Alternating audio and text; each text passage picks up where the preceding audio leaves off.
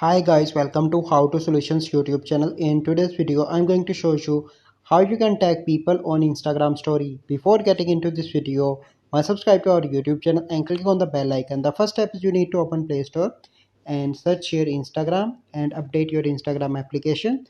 Once you've done that, you simply need to go and open Instagram and log in your account, and then you need to click on your story, and I'm going to select a random picture from here. Okay, then you need to click on that picture, and here you can see the option of mention on the left side. Click on that, and here you need to add the name of a person that you want to mention in the story, so you can see that. So this is the first method. Let me show you the second method. Is to click on the sticker on the top right, and here you can see the option of mention, and here you need to mention the person name. So this is a process by which you can tag someone on Instagram story. I hope you find this video helpful. If you find this video helpful, must like this video, subscribe to our YouTube channel for future videos. We'll see you in the next video. Thank you. Have a good day.